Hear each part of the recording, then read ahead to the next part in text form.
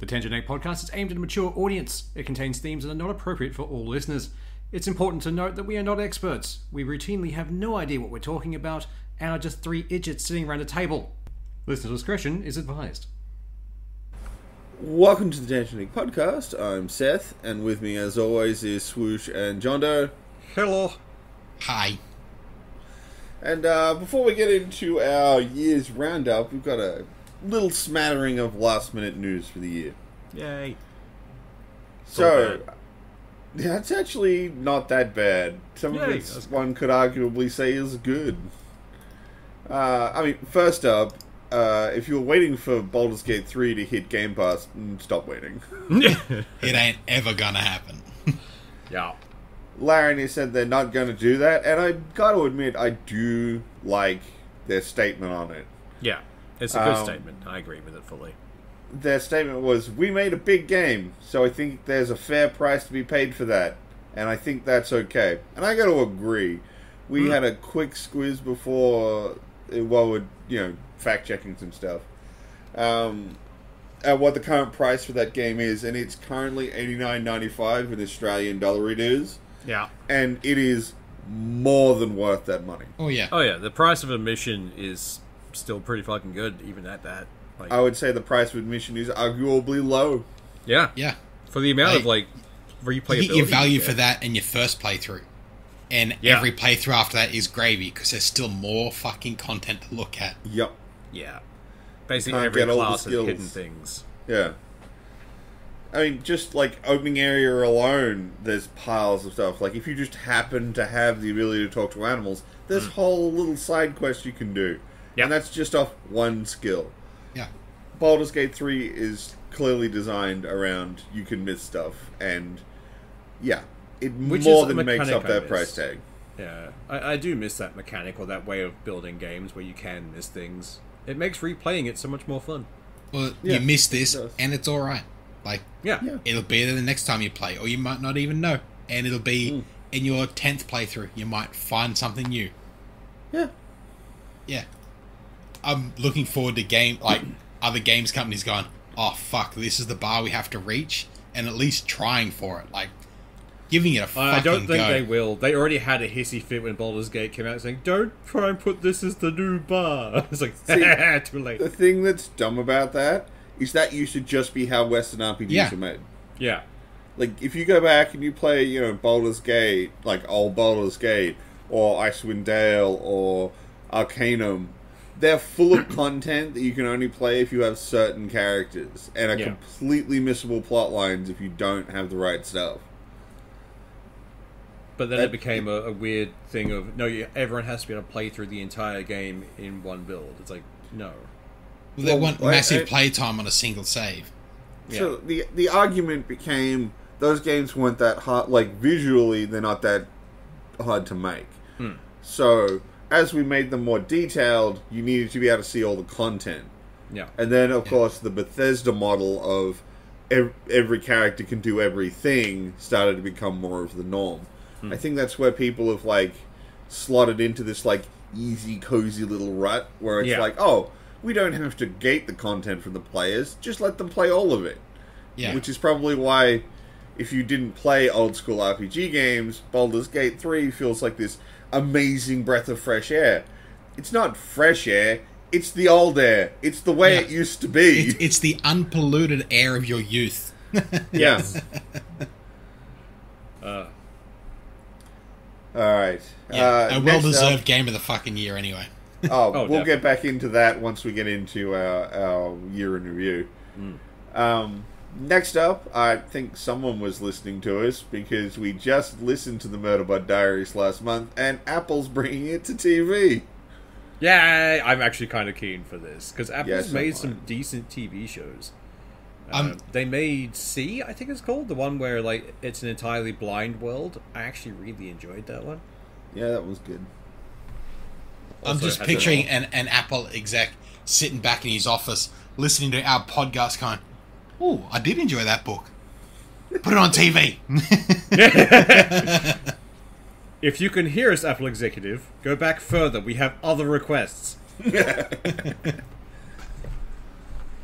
Next up, while you're doing, change a lot about your company, please. Yes, please. That's For the love it. of God. next up, the Overwatch 2 devs want to make all the heroes free as far as the next season pass comes. So they're just backtracking on hiding it behind the paywall? It So- seems that way. What they should have done from the start. Yeah. Generally, backlash from the community and the whatnot, and it basically makes an anti-competitive environment because some people have the new hotness and some people don't. Well, I think, John Doe, you were saying earlier, it's also not possible to get all the content. Yeah, Or the a latest thing. season, they got rid of their fucking loot boxes. Their battle passes changed. Now it's based on points. You get 8 points for playing a game. You get 2 points for winning a game. You can't get enough points from the start of the season to the end of the season. Unless you not even playing for the entire fucking time non-stop, the length of a game that plays, you can't get enough points to unlock everything from the season unless you spend cash. You can then buy what's left over from the fucking store in, I think someone did the math on it, and you'll have to buy at least 2 packs totaling almost, or in Australia, close to $60. Yeah. Yeah, It's like 35 USD, so in Australia it's close to $60. And that's the only way you could unlock everything from the season. and this Yeah. is a free game. Yeah. Yeah. We've always said if the game is free, you're the product. They're just trying to Yeah. get to your wallet. But that's still kind of fucked. Overwatch 2 can be used as a shining example of what not to do to Yeah. avoid angering your fucking people. Yeah. Second only to Diablo 4, because, How More to immortal. fuck up a beloved franchise. Yeah. Yeah, no, they win that one, definitely. Fuck. Literally the only thing keeping Overwatch 2 floating is the porn. Yeah. Yeah. Yeah, Hey, it's... the advances they did to Blender, awesome. Yeah. I that's- find it funny that's the legacy that they are now stuck with, and they don't Yeah. like that No, legacy. they don't. They Not even a really little don't bit. like it. It's like, well, your And- game's shit, at least something good came from it. At some point, they're going to have to sit back and look at it and go, right, what did we want from this game? What did we get? We either step into that, or what do we do? Overwatch 3? And then what? They finally give us the one player thing they've been, the story mode they've been promising for God knows how long.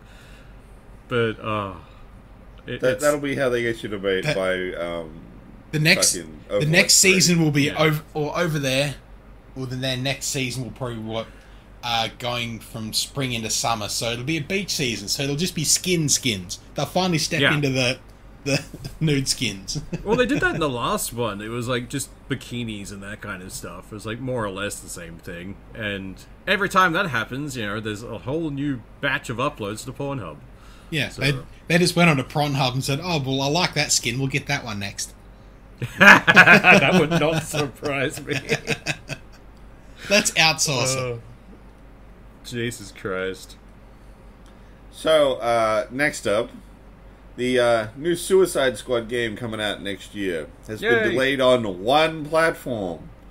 And that platform It's is an Epic. Uno reverse for Epic Yeah, Jail. no, I really hope this isn't Una Reverse for Epic Jail. That's just amazing. It's we're going to release for everyone, except for Epic, because you shit.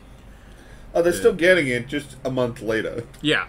It's Because only a fuck short them. Epic Jail. It's almost like to prove a point Epic Jail. Yeah. It's Honestly, almost like I Epic. kind of want Epic to complain. It almost I feels really like want Epic them approached them saying, what if you just released on us just for a couple of months? We'll be an exclusive. We'll give you some cash. And they're going we've Yeah. seen the sales from other games that did that. No! Yeah. Well, it we want feels almost everyone to like- buy it. It seems like Epic's having a little bit of hissy fit anyway. Oh, nice. Because Good. they've been emailing people, telling them that their pre-order has been cancelled and refunding them. Yeah. Oh, yeah, they're being petty and, little shit there. That's fair. But at the same time, I'm kind of happy they're complaining, because now we can just point at them. It's how does it fucking feel, Epic? Yeah. Not getting the thing for a month. The thing that though you've been I- wanting for ages. I don't know anyone that when a game drops everywhere says specifically, I'm going to buy it on Epic. It's because we've rounded those people up as sociopaths and put them away. Everyone I know would either buy on GOG or Steam, just because Yep. Yeah. that's just what you do. That's just Yeah. the best places to buy them. Fuck. I don't have that epic cancer on my computer. Yeah, God no. The only reason I would have it is if a game has forced me to use their launcher. So it's like against my will. Stockholm syndrome in a way. I mean, my retort to that is, yaha fiddly do. Yeah, it's true. Well, I was mucking around with the Unreal Engine a little while back, and so I had it installed for that. And just to open it up, get the free game, and close it again. Just to add it to an account I'll never use. But it's just to take the money from their pocket. Yeah, just that lovely little subtle fuck you. It's great.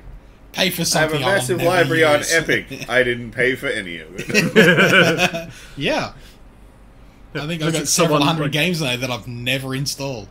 One day an exec's gonna call you and say, "Oh, sir, you have like 700 games, but you've not installed any of them. Is everything okay?" It's like, "Oh, no, we just don't like you. It's fine." I've already bought this game elsewhere. Yeah. Yeah. Oh, God, Epic.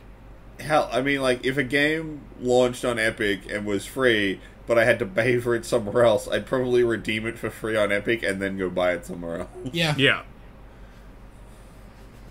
That's a real fucking sad state for a game store that's like, you can give it to me for free. I'm going to willingly pay for it elsewhere. Yeah. Like, that shows you how have given bad me a a gift fucking of the store thing. it is. Like, I'm just not going to touch this. Like, but this is the game you want to. Like, yeah, I just don't want it from you. Yeah. It's the game I want, now. just not from you. Yeah. I mean, let's face it was all just a giant bribery program anyway. Oh, people aren't leaving Steam. Why? Because they have a massive library there. Well, if we give them a massive library, they'll come to us. No, that's not how that works. Epic is the counterpoint to if you build it, they will come. In this case, if you build it, they will just take advantage and leave you to It's a much better example of you can bring a horse to water, you can't make it drink. Yeah. You can make it fucking drown, though. They're trying. They're definitely trying. Actually, like, if I was using that analogy, it's a lot more like, we brought the horse to the free pond of water, and then the horse still paid $10 for bottled water. Yeah. God, well, let's keep the laughs going. Skull and Bones testers have been quitting the game in as little as an hour. Yeah. God fucking damn! Like, this game has been in I don't know, dev hell or just shit game hell for a fucking long time. It got announced to the public in 2017. Yeah, that's how old it is. That's like 6 years of development hell, and going on 7 now. But it's every step of the way the community has yelled at them, stop doing that, do the other thing we wanted. It's like, oh, okay, we're going to double down. Like, no. All they had to do was re-release Black Flag without reference to Assassins or Templars. Yeah. And that's Absolutely. The dumb thing is, though, you could have just enhanced what was in that game. You didn't even have to get rid of the weird shit. Yeah. Because, okay, if you're looking at pirates, okay, well, you've already done a good simulation of pirate towns and normal settlements. Okay, cool. Keep that. Expand it. More islands. We want to do more treasure hunting. We want to be pirates. Awesome. Yeah. What are we going to do with the boats? Basically nothing. You already fucking nailed it. We basically just want some basic naval combat. We want to be like swinging from the rafters onto the other boat. You already did that. Cool. Just keep that. You want to still do some mystical stuff like all the Apples of Eden shit? Well, what's one of the most common things about pirate stories? Well, cursed treasure and ill-gotten gains that should never have been plundered. The Caribbean hoodoo, like, there were options there. Like, holy fuck. There was so much they could have done. And all you had to do is then throw in some named pirates, and it's shake and bake, free win. Yeah. That's what you already made half of the game. Like, that's what we wanted as well, because that's the entire community is like, can we just have that? It's like, no, we have Black Flag at home, and, like, that's it. Like, Black Flag at home was just Black Flag. Yeah. This is like... Sea of Thieves is a better version of this than they did. And these are the guys who wanted to make it. This is Wish Black Flag. Yeah. If they did somehow course correct this to be what we wanted, Sea of Thieves has been out for too long. Yeah. And is the thing. Yeah. Sea of Thieves has been out too long and the hype is gone. Like, at this point, everyone would just be like, oh, you're just copying Sea of Thieves now. Like, they can't. They have to double. The only way they could revert it is if they came out and actually made a specific Black Flag 2. Yep. Without all of this shit, without the whole Skull and Bones name, they just came out and made a proper pirate adventure without just wipe this off the table and say, no, this is no longer in development, it's absolutely. gone. And then they come out and say, we've announced Black Flag 2, and just work hard on that without the fucking padding of the other fucking Valhalla and all that shit. Just make fuck. Make a good game again. Damn. Yeah, please. God fucking damn, please. Just anyone, please. Well, that's the end of our little like news roundup for this week. There wasn't an awful lot, and that's kind of handy because it's it's time to talk about the stuff we watched and did this year. Yay! All right. It's our bitch about the year segment. Yeah, pretty much. I mean, look, same as every week, but slightly more condensed. Look, I'm sorry. It's the easy, low-hanging fruit of content for the end of the year. Yeah. And it's been a long year, so I'm kind of okay with that. Yeah. Deal with it. We're not above some low-hanging fruit. That's normally the stuff that's fermented for a while. So that's good. why it's easy to get to. Yeah. So, yes, we are going to do a year roundup. Deal with it, nerds. You want to fight about it? Big whoop. Want to fight about it? So, how about we start with games? Yes. Yeah. The disappointments of the year, fucking... The ones we actually fucking played a lot of, for me, we're all going to bitch about Starfield. Like... Yeah. We sort of might as well have get to. out of the way. Yeah. We'll just get straight into it and be fucking done with it, because that was probably my biggest disappointment of the year, because holy fuck was I hanging for this game. Yeah, same. And they made it really easy for us to hang on it, because they gave us an infographic on it. Great. But I wanted this game to be so fucking good, and they kept delaying it and delaying it for over a year. They fucking pushed it back. I was thinking it was almost 2 years by the end. They fucking pushed it back for. Look, at the same time, I was like, okay, push it back, keep going, keep pushing it keep back. Working on it. Like, you're gonna fix so product. much shit. We're gonna get a product that's gonna be like, holy fuck, this is gonna be the game I sink time into. We were convinced they had learnt from Cyberpunk and all the other fucked up releases that had come out beforehand. No, they wanted to beat them. And the absolute spanking they got over 76. Yeah. It was like, come on. Like, how do you not learn anything after that happened? Yeah. But like, the existence of 76 made sense. You're riding way too high on your own farts. Okay, cool, that happened. Well, clearly that's got to show you what you don't do again. Yeah. But even the whole thing of, like, we've got 1,000 planets, and 100 of them have got something on it. But the other 900 planets, like, they went to the moon and there was nothing there, and they weren't bored. Like, they were there to do science. Like, they were there because it's a whole fucking new experience, not just also, a rock of nothing. It was two guys in a tin can that we flung through space. Like, their deaths were a major possibility. Fucking oath, like, that was a major world event. This is a fucking video game. It's meant to be entertaining. Like, that's at the some problem, point, though. they've got to They say, thought it was gonna be cop the dangerous. L and be done with it. Like, okay, we fucked up here. Let's do something to add some actual entertainment on a fucking gameplay. Like, we had hoped that 76 had humbled Bethesda. No, not at all. Like, somehow it made them think they were even even more top shit. Like, I don't get it. Because apparently they've fixed so much of 76. I don't know. I've never fucking played it. I had no interest. I played it for a short period, and it was horrible. And I hated every second of it. So, yeah, even after the updates and patches, it was just bad. It was the color brown shaped into the look of trees occasionally. Yeah, I don't know. I had so much hope for this game, and that's been fucking dashed. I mean, every time we've talked about it, we've never said anything good. Yeah. No, the only time we said good things was before it was released. Yeah. That is the only time. When we started the rose-colored glasses. Trade. Yeah. Like, if you go back to the episode where we played the game for the first time, you can hear the fucking, utter sadness in all of our voices.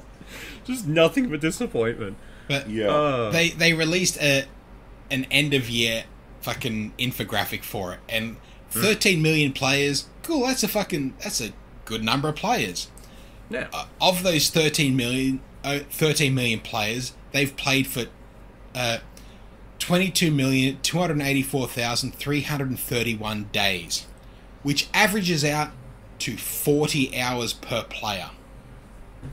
Any gamer knows 40 hours is not a huge amount for playtime. For an Not RPG, for this sort of game. like for For an Skyrim, RPG. I don't know anyone who's got less than fucking several hundred hours of fucking Skyrim or Yeah.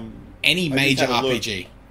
I had a look just so that I knew, because playtime can feel vastly different while you're playing. Oh yeah. And I've got over 200 hours in Skyrim. Same.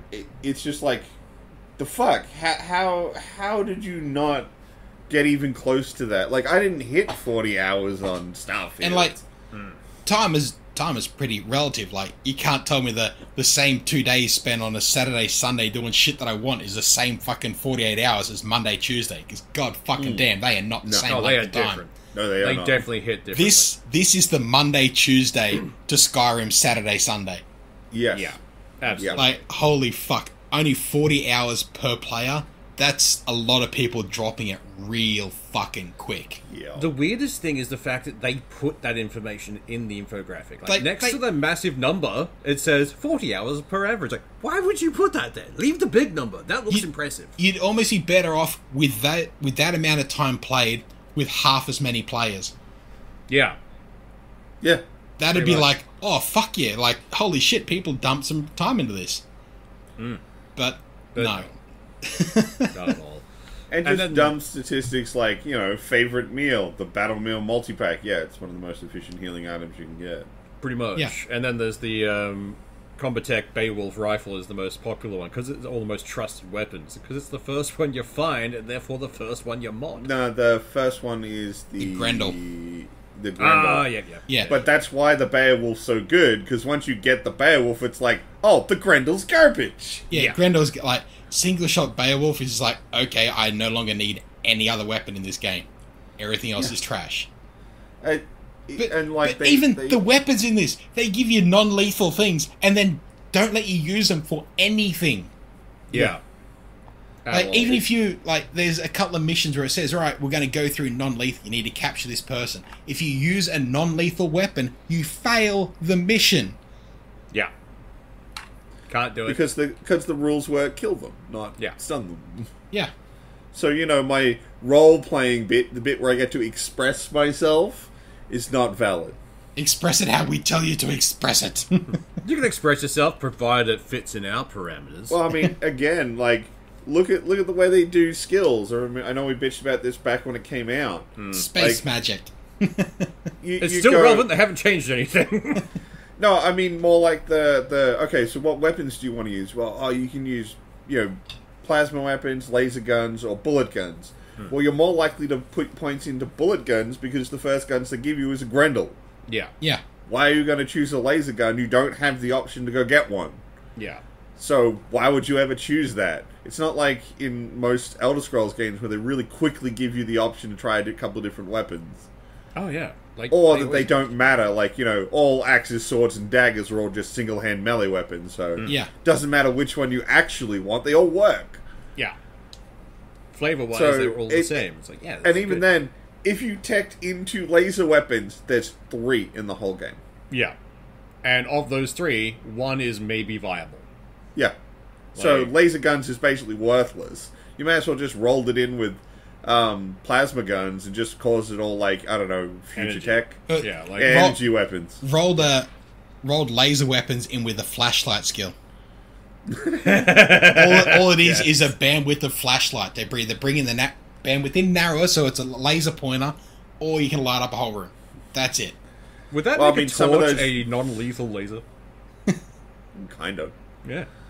I mean, but at the same time, like, some of those laser weapons, given how fucking garbage they are, they may as well just be a torch. Yeah. Pretty But much. you can't even light up a room with them. Yeah. The Definitely can't light a flashlight, van the behind. flashlight has more use than the fucking laser weapons. I mean, dude, like, yeah. there was a thing I recently found out because I was watching someone speedrun Starfield. There's actually a quest you can randomly find on a planet that if you... a puzzle. That if you interact with it, you get a quest. and if you are clever enough to follow the quest clues, you can solve it, and its sequence breaks the entire story. Yeah.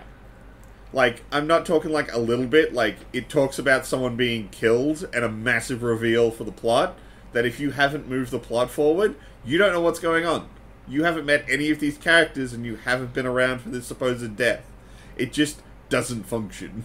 To be fair, even if I had followed the story, I probably still wouldn't know what was going on. Probably, but Yeah. you know what I mean. But the fact that there is the ability to in a game of exploration, to accidentally sequence break that hard, what the fuck? Yeah. Fucking story lock the fucking puzzle. Which is... That should have been a very simple, like, thing. And it still hasn't been patched out, I don't think. Like, you'd think that'd be one of the first things they patch when it's discovered. Like, fuck. No, but they did patch out the clingers, so you no longer have rocks following your ship.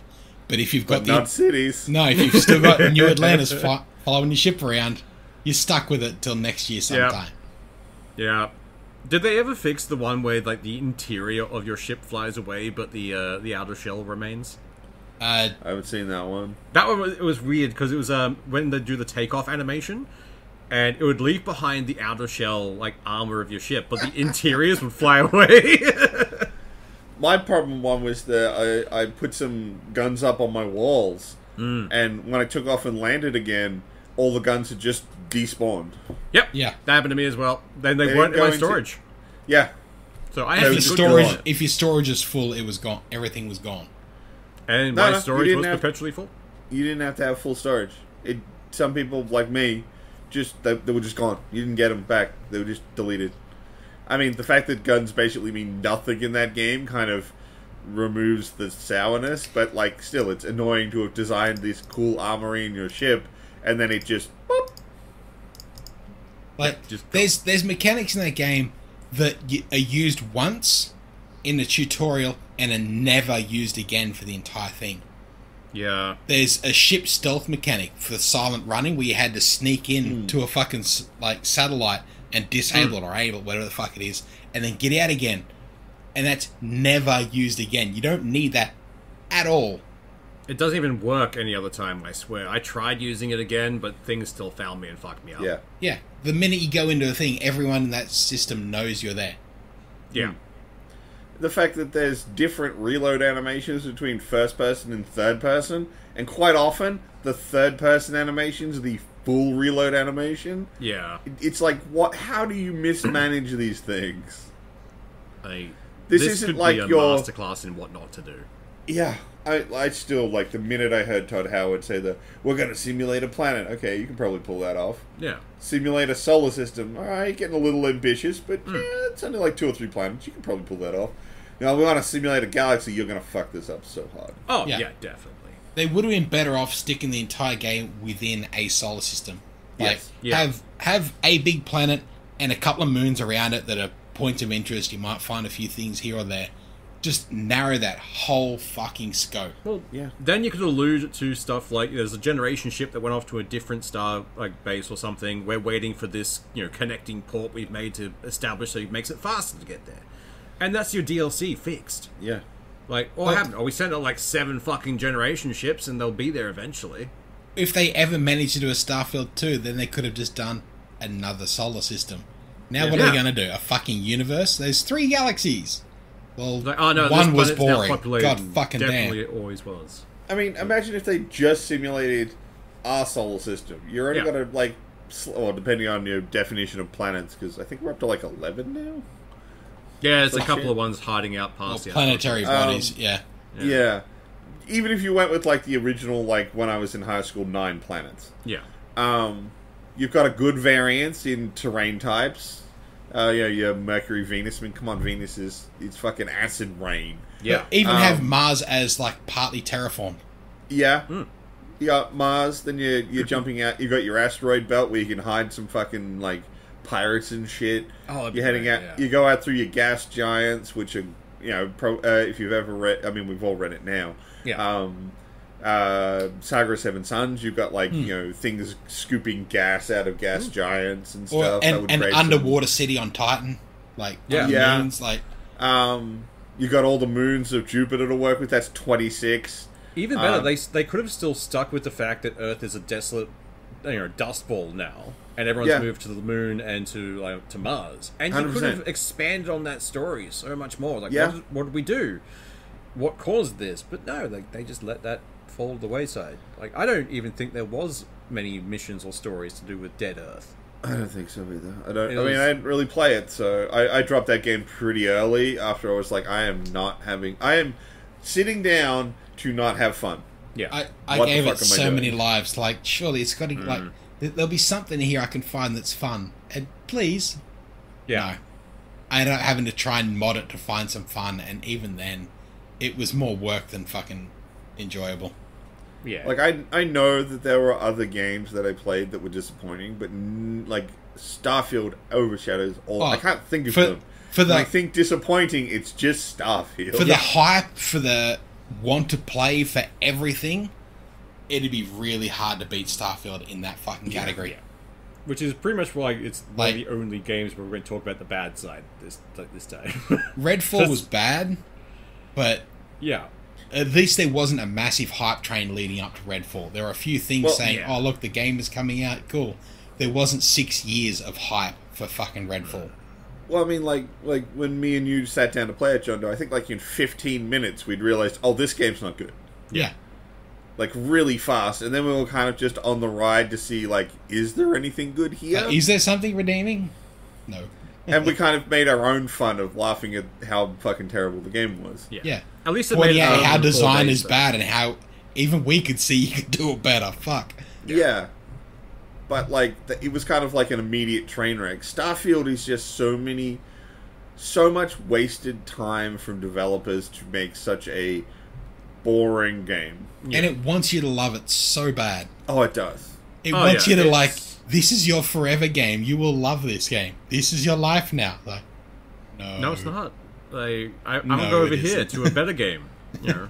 Like, literally anything else in my back catalogue is more pressing than this right now. Oh, yeah, definitely. I actively come on. work through some of my back catalogue instead of playing Starfield. I mean, let's face it, you want a 100-hour game that's really, really good? Baldur's Gate 3. Yeah. Yeah. That game came out a month earlier. Yeah. I remember we were like going through, we'll use Baldur's Gate to get us through to when Starfield hits. Yeah, I know, Yeah. right? Oh, And now we're around using on Baldur's Gate to get through Starfield. yeah. Oh, it was bad. But I know we already heaped some praise on it, and we've heaped praise on it every time we brought it up on this show, but, like, I cannot say enough positive things about Baldur's Gate 3. Yeah. Like, I that was a enjoyed win. that just to an absurd degree. Yeah. Larian did fucking well, and I'm really glad. Was it Larian who turned down an attempt to buy them? Or was that someone else? I think it was Larian. I remember But a they are game an did well independent- recently. And They are an someone tried to buy independent it. studio. It Yeah. could have been them. I'm a little vague on if it was them or not. But I mean, look, if you had made Baldur's Gate 3, wouldn't you be like, "Fuck you, we're staying Yeah. independent"? Pretty much. Like, I'm half guessing I think it was Microsoft was looking to buy someone, and they said no from a popular game. It would have been a matter of, no, you're just scared that we might get bigger. Fuck you, we're going to get bigger. Please, But, get bigger. Do another Baldur's Yeah. Gate 3. Do massive things. Please, change Oh, the yeah. fucking industry and make them make better games. You've set the still- bar, match it again, and we're good. I still love the way that if you track Larian's output, it's just a straight line up to Yeah. get to Baldur's Gate 3. Every game is an iteration and an idea just climbing until they made it to that point. But they don't abandon the last ideas either. They can say, oh, this worked? Fuck yes, that's now part of the staple, and we're going to put something different on top of that. Like, I like this. This is great. Yeah. Like, one could argue the waking up on a beach alone with no memory is, like, one of their big tropes. Yeah. But it's kind of, it's Larian's thing. It's like waking up as a prisoner in Elder Scrolls games. Or Yeah. starting a D&D game in a tavern. Like, Yeah. it works. Run with it. Pretty much. Embrace the cheese, it'll be fine. Yeah. But since we So- have praised that game to death, we probably should move on to other games we played this year. Is every one So, of these like- topics going to loop back to Baldur's Gate? I Probably. have I have like a little list of stuff that I played this year that I enjoyed. I know there's stuff that I missed on here, and I'm already looking at it going, oh, I forgot that game, and I forgot that game. We'll start with the one that we definitely all play, being Death Must Die. Like, that game is fun. I don't think that game's as good as everyone else it does. It kept my attention. That's all I really care about. I'm losing my attention really fast. Like, oh yeah, I have like sunk less time into it than Time Wasters. Roguelites and that kind of thing. They're built for ADHD. Like, and I'm done, and move on to the next one. The problem is I have no control over what I'm doing, so runs die very quickly. Yeah, unless you get a really good RNG, it's almost no point in carrying on some runs. But it's early access, so hopefully they'll fix a lot of that shit. Oh yeah, I'm keen once they've got maybe some more content in and stuff that it might be worth going back to. Yeah, but like right now, I'd probably give it a miss. At the moment, it's a demo. It's a fun demo, but it's yeah, I'm not gonna argue with you on that. Yeah, it's not the worst. I've definitely played worse games in that genre. Oh, definitely. But I'm not praising it as heavily as a lot of other people are. It's definitely stylish. It's definitely got room to grow. It just needs to grow a little more before I think it's ready for prime time. It has some solid promise to it, though. Like, it's like you look at that, like, you're gonna be fun later. You're gonna be entertaining. Yeah, I'd agree with that. Absolutely. I think it's definitely going to become something that's going to eat a lot of my time. Oh yeah, like I also have to mention a game that I have played a lot of called Dismantle. Like, that didn't come out this year. That came out a while ago. I know, but that has taken over my December. Oh, I completely agree. I was going to bring up some games that came out a while ago that only just recently got played by me. Yeah. But yeah, Dismantle, I've seen you playing it. It's been on like my to look at list for ages. I just haven't ever pulled the trigger on it. It's a very cathartic game. All you do is walk out, bash some zombies on their head because they go down like sacks of shit, as they should, and break apart entire buildings to get stuff to make your own things. It's after a shitty day of dealing with people, it's really fun to demolish a house and kill some zombies. You aren't imagining that certain zombies are named certain people you had to deal with a phone call, are you? No, they're not all named Karen. They just look like them. Did you have anything in particular you wanted to call out, John Doe? No, I was just looking at my Steam year in review, and Jedi Survivor, I think, doesn't get enough praise. I fucking spent a lot of time in that game, and I really enjoyed it.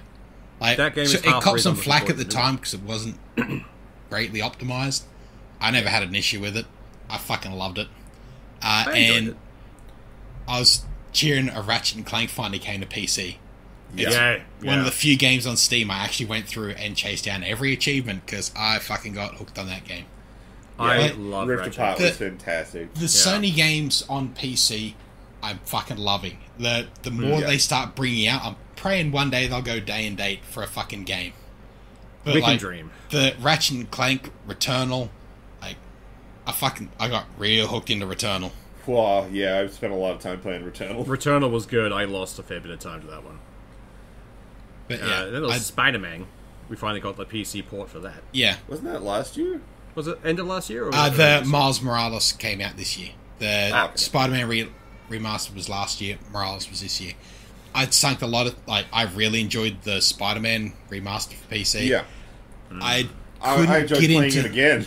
Yeah, I couldn't get into Miles Morales as much. I just didn't like the skill set that he had.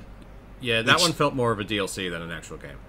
Expand alone, it was meant to be. It's like you could play it without the other one, but yeah, I don't know. I just couldn't sink myself into it as much as the first one. So I feel like that one should have been released like old school DLC, old school expansion packs, where it's like, oh, it's a big meaty chunk, so we can charge like $40 for it, but not $40. Yeah, definitely. I'm really hanging for Spider-Man 2 to come to PC so that I can actually play a merged fucking story. But, yeah, that'd be cool. Fun. Yeah. And like we'll have to wait. And just the redemption of Cyberpunk. Like, holy fuck. Yeah. Oh, dude, Phantom Liberty was so good. 2.0 update was amazing. Like, I genuinely would tell people, go play Cyberpunk now. Yeah, absolutely. Yeah, absolutely. Now is what they promised at launch. That's how it feels anyway. And certainly a lot closer. Fucking oath. Now I'd highly recommend Cyberpunk to anyone that was into RPGs, FPSs, anything. Just go and play fucking Cyberpunk. Do it. Yeah.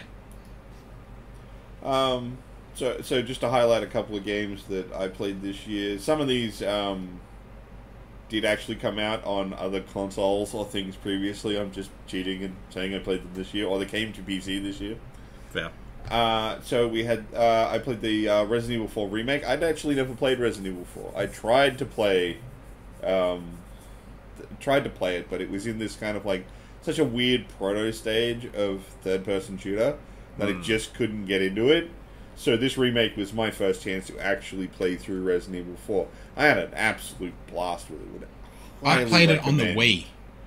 Like, Nice. I tried Resident Evil 4 on the Wii when I had a Wii. And, yeah. I didn't get far into it, but it was fun. I mean, like I said, it was good. I thoroughly enjoyed this remake. Apparently, it's pretty faithful. A lot of people were who played the original were very happy with it. I was just happy to play it with controls that felt good. Actually worked. Well, that's the thing. Like Resident Evil 4 is such an important game because so many games pivoted their direction based on what they did with Resident Evil 4. But Absolutely. it's such a proto version of those things that it doesn't feel good to play to me. But it is what it is. Yeah. Armored Core 6, I sunk a lot of time into. I really, really loved Armored Core 6, Fires of the Rubicon. But I love mech games, and I mean, come on, they gave me a giant stumpy mech game. Yeah. What was not to like? I'm gonna say I liked it, but like with a minor caveat. Like I played Atomic Heart. I liked a lot of what they were doing with Atomic Heart, but I don't loved the think styling. it all came together. Yeah, the styling and like the environments were fun, but some of that gameplay was not amazing. It shouldn't have ever been open world. It should have been a level by level by level. Yeah. That open world choice was a bad one. I think they probably sunk a lot of dev time into that to make that work, and it was not worth it. Pretty much. Especially because like they created lore building for like one of the robots, and it never gets to function the way it's supposed to. It's this like loot chest robot. Yeah. And the idea is it's supposed to run away from people, and they've got to catch it. But every time you run into it, it's lifted off the floor by its head, so it can't run away from you. So, like, why the fuck trapped. did you do this? Like, what was the point of the lore behind this if you're not going to let us have the thing? I mean, it would have given you a good reason to have to go through the puzzles, because the thing ran away from you, and you chase it down to a dead end. But no, it's just always in the last room, just unable to run away from you. Yeah. It's dumb. But, like, the style was good. I liked the ideas they were going with. Definitely, I really hate how much I love that proto-Soviet future architecture idea. I don't know. I love brutalism as a concept for architecture, so it just works for me. We played a bunch of Endless Dungeon. That's really we played fun. a lot of that. Yeah. I really, really enjoyed Endless Dungeon. We really should play some more Endless Dungeon. The only issue is you need other people to play the Though, game. I did found just one thing with Endless Dungeon. I rebuilt my PC. It doesn't save to the cloud. Even through Steam, it does not save to the cloud. If you have to reload the game and you no longer have access to the save file on your PC, you have to start from scratch. So I'm back to square one with my Endless Dungeon playthrough, which is why I haven't touched it again. That's fair. It's just going back. It's like I had so much, and now I have nothing. Yeah, but it would take us like 2 runs to get you back there. I know, but it's still like God fucking damn. Yeah, that is annoying. Yeah, apparently it's something that was meant to be available, because if you sign into their games together, they're meant to keep their save or your save on their fucking system, and apparently it just hasn't been activated for Endless Dungeon. Yeah. I mean, I'm pretty used to just like Steam doing it, so so was I. So I was expecting to sign back into it and then be able to continue from where I was, and no. Nope. I played the Dead Space remake this year. That was amazing. Yeah, that was a good game. I played the original Dead Space, and I love that. And I was a big, like, I don't know why they're making this remake. Like, who needs it? You can still buy the original. The original still looks good. Like, you don't need a remake. Oh, no. This remake is a proper remake. It's not just a HDing of the original game. There's whole new gameplay sections. The whole ship feels better to traverse. Yeah. It's better. It is a significant upgrade. They did very well with that upgrade. Callisto Protocol was also this year, wasn't it? Yeah, it was around the same time. Yeah, it was like just before the Dead Space remake. Yeah, it was. And I hate the fact that I forgot that because I did like the Callisto Protocol. Yeah. To me, they looked like very, very similar games. I Well, didn't play Callisto either was of them, made- but yeah. Callisto was made by the original dev who made Dead Space. Yeah. Which is I funny, they watched, released that a Seth month playthrough before first. the remake of the original Dead Space. Yeah. Unfortunately, the original Dead Space is such a good game that with improvements, it just destroyed Callisto. Oh, yeah. I'm sad that Callisto... I can't believe I forgot Callisto, because when I was playing it, I really liked it. Yeah. Hell, we streamed it. Yeah. It was entertaining. It was great. The problem is, though, like, that game was not rememberable because the second you stopped playing it, it dropped out of your head. Yeah, unfortunately. Because it felt like discount Dead Space. It was, we have Dead Space at home. I wouldn't say it's necessarily that bad, but, like, yeah. It was still so fun. generic space thing. Yeah. It's like, oh, I see where you're going with this. And then you finish it. It kind of blurs in your head with remembering Dead Space. Like, I mean, I think little things that they did that, like, didn't help is, like, all the later guns are just better versions of all the early guns. oh, yeah, shotgun was big. We always loved shotgun. Yeah. We had mini shotgun and big shotgun. Yeah. But, like, unlike Dead Space, where it's like you can do the entire game with the plasma cutter and not touch another gun, or you can pick any other weapon and heavily spec into it and do all kinds of stuff. That just wasn't there for Callisto. Yeah. I would highly suggest if you can get Callisto on a discount, definitely check out Callisto Protocol. It was fun. It's a good game. Yeah, It's that's just, a good unfortunately, it left a mark as, missable as a fart in a fan store. Yeah. I played Bolt Gun. Bolt Gun was really good, but I love boomer shooters. Fair. And then you go boomer shooter 40k. Oh yeah, baby, that's my thing. We all played a lot of Time Wasters. That was Yeah, we did. I just recently finished up the last couple of characters for Time Wasters, and I'm like, okay, I'm done. I played everybody. Yeah. But I wasted a lot of time playing. How much time did I spend on? Now I want to know. Don't look at it. It's a bad number. I played 20 hours of Time Wasters. Nice. But, like, given that it's just such a small, simple game, 20 hours is a pretty impressive amount of time to hold your attention. Yeah, absolutely. I, of course, played... I think it's basically most of the games we worked through this year. I've got a couple more. Nice. I played RoboCop. That was really good. Yeah. Again, another game I would highly suggest people get on a discount. But I think RoboCop's really good because you really do feel like RoboCop by the end of that fucking game. That's good. I played the Half-Life 2 VR mods. I would highly suggest anyone with a VR headset go play those. Playing the original Half-Life Episode 1 and Episode 2 in VR is amazing. It's really well done mod. It is really, really fun. Nice.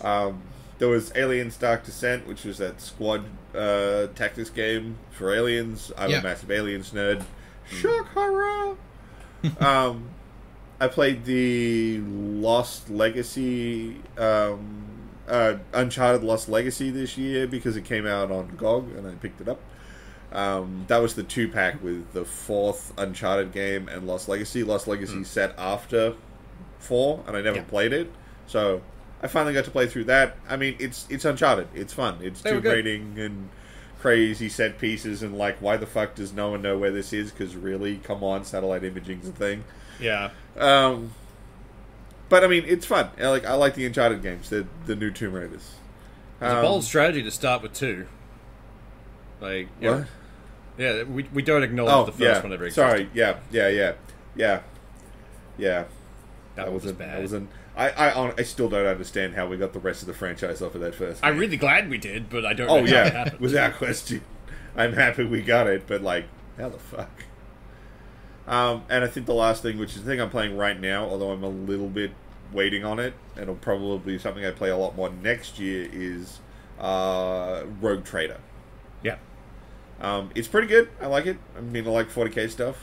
Combat's a bit so-so at the start. There's a lot of skills you've got to unlock to make it good. But it's not bad. I like it. I think it's getting a lot of patches, though. So I'm like, I think I might leave it alone for a little while so it gets some more stability patches and then tip back in next year. That's fair. But that's the major games I played this year. Nice. Right, so, up next, movies. Movies. What have I watched this year? Quantumania was a disappointment. Ugh, fuck. Barbie was surprisingly fun. It's one of the only 2 movies I've seen at the cinema this year. Yeah. As dumb as it was, I didn't hate 65. The one where it's aliens land on prehistoric. No, I was bored with that movie. I did not enjoy it that much, especially given the premise. It could have been better, absolutely, but like, I can see where the money went, and it's like, yeah, okay, you wasted a lot on special effects and didn't have much left for the plot. Although, like, movie that was a complete dumpster fire, fucking Shazam. Yeah, that second one was kind of weird. Let's undo all the character development we did for the first movie. Why? It's just pure bad. Yeah. Black Adam was better than the second Shazam. And that, I know. That wasn't exactly a great movie. We had John Wick 4 this year. It was more of John Wick murdering things. I felt it to be a very unnecessary movie. Yeah. The last 2 I don't hate it. Like, it's still good. But, like, everything past the first one has kind of just been indulgent. Yeah. Anything beyond the first one is pretty much just turn your brain off, shoot him a guy, movie ends, and wait for the next one. It's a popcorn movie. Yeah, that's about it. Yeah. We had Dungeons and Dragons, Honor Among Thieves. I really enjoyed that movie. I loved it. Was not expecting to enjoy that nearly as much as it did. No. That movie is responsible for my family actually talking to me about D&D now. So that's entertaining. Like, we had for the potential of the meta jokes that could have come out of that game. Like, yeah, for we all know people that sit around the table, and the jokes that can come out of just people sitting around a table that could have been implemented differently into that movie. Yeah. Just to have a character stop still in the middle of something while someone goes off to get a drink to come back and then continue in the role of the character or something stupid. But I'm really glad they did it how they did. Yeah, they played it really well. They played the thing is though, they played it straight, but with the kind of dumb hijinks that players do. It felt like an actual game, I swear to God. I swear to God, that thing where they put the portal on the bottom of the cart, I swear I've done something like that in an actual game before. Yeah. We had the Super Mario Bros. Movie this year. I enjoyed it. Odd. I didn't hate it. I will say that. It was a very strange movie. I would come down and I liked it more than I hated it. Yeah. But it was just kind of, that wasn't bad. To me, it felt like it was riding on the coattails of Wreck-It Ralph. Yeah. Yeah. And I don't know why my brain went to that. For some reason, I watched it. I just feel like watching Wreck-It Ralph now. Although, and I did. It was great. I gotta say, Jack Black killed it as Bowser. Oh, fucking fuck yes, he did. That was the highlight of that movie. He was the saving grace of that movie, bar nothing else. Everything else was fun. Jack Black as Bowser was enough to make me forget Chris Pratt as Mario. Yeah. It was almost an apology for it. We had the Evil Dead Rise was this year. That was really good. I really liked it. Actually. That was fucked. That was a return of that franchise. I was really happy with that. We had Guardians 3, so that was pretty good. Yeah, I mean, come on, that was the only good Marvel movie this year. That was. I'm gonna throw it out there. That was the best Marvel thing they did all year. Oh, yeah, fucking oath. Shorter Loki 2. Yeah. Yeah. That's the only other Marvel thing I enjoyed this year. Yeah. Weirdly enough, if anyone's ever watched the original Chicken Run movie, there is a sequel now, and it definitely recaptures that feeling of that first movie. Yeah, Dawn of the Nugget. It's pretty fun. I really enjoyed that movie. I'm gonna cop some flack for this, but I'm gonna throw it out there anyway. The newest Fast and Furious movie wasn't that bad. Did they go back to space? No, they just decided to do a lot of dumb shit, like... Did they jump a literal shark? They put that has they, to have been happened already. Like, it they has to be a put couple of physical movies back. cannons on a car. So they turned it into a tank. No. It doesn't shoot warheads. It shoots cannonballs. Oh, okay. Fair. Like naval That cannons. sounds like a Alright. MacGyver fucking episode. Well, it does. This is the thing. My new favorite character in the Fast movies is John Cena's character because they put him in as the absurdly competent dumb dude from the hills. Nice. Okay, that's So, actually like- got me wanting to watch it. I haven't watched Like, the yeah, Fast I movie might in watch years. that one now. They Same. make him like a proper operator. Like he's got all the gear and stuff. But he's a giant nerd and just wants to do dumb stuff, which is why he put cannons on a car, because fuck it, it's cool. Okay, yeah, I might end up watching that movie now. Look, honestly, compared to, like, I've watched all of them just for the sheer train wreck status of that franchise. Fair. I actually came out of that movie going, that was actually pretty fun. Like I when enjoyed it. when you think of like where that franchise currently is from the first movie, like holy fuck, that movie is taking a ride. Yeah. No way if you told me back in it when the first Fast movie came out that this street racing movie will end up with people in space. Yeah. Nah, get fucked. We also had Across the Spider-Verse this year. Yeah, that was really good. I was still am annoyed about the ending, but, you know, Yeah, I feel like I'm allowed to be. Did you guys watch? There was a movie that popped up from Netflix called Nimona. An Nimona. animated movie. Oh, yeah. It did a The one much with better the version of Psycho little girl Yeah. thing. Yeah, did a much yeah. better version of a Pixar movie than Pixar's done like this year. Mm. Like it felt so much better for some reason. Worth watching. Good movie. Did you guys watch Wrath of Becky? Yes, Yeah, I like that movie. That was fucking love Wrath of Becky. I'm keen because it's gonna be a third movie, and I'm so excited. the train wreck that was Flash. Yeah. Holy shit. Like I enjoyed they got Michael Keaton back for that, but that was literally the Yeah. only point of that Yeah. movie I enjoyed. That was the only good thing. Like I swear. That And all bad. George Clooney as well. yeah. The two big cameos were the most interesting thing about that fucking film. For thrillers this year, I actually really liked No One Will Save You and Nefarious. Both were interesting. I watched Nefarious. I didn't watch the other one. Nefarious is that one where it's like the devil essentially giving an interview to a guy to try and take him over or something. It was odd and fun, and I liked it. No One Will Save You is the main character never speaks, and she survives an alien invasion, and it's just really fun. I enjoyed that one. I'm less annoyed at Elemental than I know a lot of other people are. It wasn't bad, but it also wasn't what we expected to come from Pixar. It's mostly just like, was Pixar. you know, Pixar's general, like, it's like well designed, animated really well, but just so cookie cutter. Yeah. It's Pixar's It's a safe generic movie. Pixar. It's not a. Yeah. They're not making a leap into any new field, new technology. It's just here's a generic Pixar. It's Pixar presents Pixar by Pixar. Speaking of generic, Indiana Jones and the Dial of Destiny. Never actually got around to watching it because I Me heard neither. nothing but bad things. I wouldn't say it's bad, but it's so safe. Yeah, fair.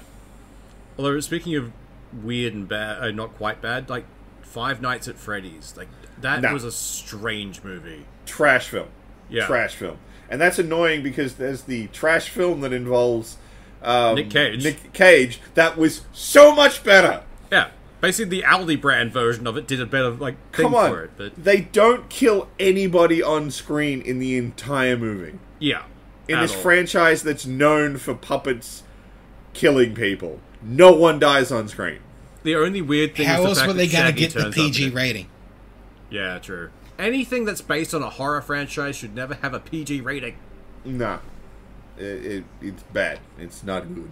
It was very stupid. You know what was weirdly entertaining? Hidden Strike. Yeah, actually, I'll agree to that one. That was pretty fun. I mean, I will admit, I only watched the movie because, you know, John Cena and Jackie Chan team up in an action movie. Yeah, I'm gonna watch Yeah. that. That's what got me for that one as well. Like, it had to be done. And then it's like, oh, this was actually a pretty decent movie. I didn't even know another- that existed. I will be finding It's that great. after this. It's very fun. I think it was on Netflix. Yeah. Yeah, pretty good. And Weirdly speaking of, enough, there was an Adam Sandler movie this year that I did not hate. there was an Adam Sandler movie. He plays a lizard, so he's like a pet in a school. It's him. I've and a seen the turtle. ads for that. Yeah. It doesn't suck. It's actually kind of fun and almost heartwarming, which is a weird thing we haven't seen from him in a while. Yeah. He keeps trying, but he never quite gets close. This is probably the closest he's been. It's just called Leo, and it's a lizard helping a bunch of kids sort through their bullshit, and it's entertaining. Like, worth a watch. I wouldn't... It's not going to win any Emmys. I'm but genuinely it's- surprised it's not a location movie starring Adam Sandler and Jennifer Aniston. Yeah. Right. I mean, that also did come out this year, I think, which was the... Oh, like animated movies that were surprisingly good. TMNT. Yeah, no, I didn't hate the new one. It was different. It's got but some stuff I felt good. like, some stuff I don't like, but I think overall, yeah, not a bad movie. They tried something new, and it wasn't bad. Did you guys see Knock at the Cabin? No. I actually kind of liked that one. It's got what's his name? The big guy, Drax. Guy who played Drax. in Destroyer. I know the guy you talk about. That guy. He Dave plays Bautista. that Yeah, one. that's it, Batista. He's in it. The guy who played Ron Weasley's in it. Like they're just. It's a strange movie, but worth watching, at least once. I was super happy to finally get the ending to Metalocalypse, Yeah, that was good. because we got the Army of the Doomstar this year, and Yeah. that's the last thing they're doing for Metalocalypse, apparently. Yeah. It took them a lot to get that over the line, so I'm not. I would actually be willing to believe them on that. Yeah, definitely. But it does mean that the whole Metalocalypse story is done, and I'm pretty happy to have that conclusion. And it was a great movie. I loved it. Good songs, good action, good animation. It's more fucking Metalocalypse. I love that shit. I found a movie I only recently watched. It came out this year. It's called The Killer. So it's an action adventure. It's rated R. But the entire point is it's a guy who's been raised since a child to be the greatest assassin, essentially. And then he fucks up once. So his entire firm goes against him. It's like, alright, cool, we're going to send some people to attack you. And it goes pear-shaped from there. It's like a new version of... we were just talking about before. Keanu Reeves, brain function gooder. John Wick. John Wick? John Wick, yeah. It's the same kind of feeling to that. He goes on the vendetta fight and starts just blasting his way through old acquaintances and other people. It's good. I enjoyed that one. My proper favorite iteration of the John Wick knockoff is Nobody. Yeah. That was a good Holy one. fuck, that is a good movie. Yeah. It is. I was like, Dad, you brought a lot of shotguns. Like, you brought a lot of Russians. Yeah. Why do I love this so much? And the guy, he gets like 3 headshots with a single sniper shot at close range, and no one believes him. Like, great movie, that one. Do we want to move on to TV shows, or you guys got anything else? There were a few TV shows I watched. Like Muppet Mayhem came out this year. We all loved that one. So fucking good. But, I like, rather enjoyed that- One Piece, the live action. Actually, speaking of live-action anime adaptations, they just started airing it. They did one for a really old anime called Yu Yu Hakusho. That sounds familiar. Delinquent does one, saves a kid just before he dies. And so the gods of death decide, you know what, you can go back to Earth, but you're now a spirit detective for us, and you've got to go hunt down yokai.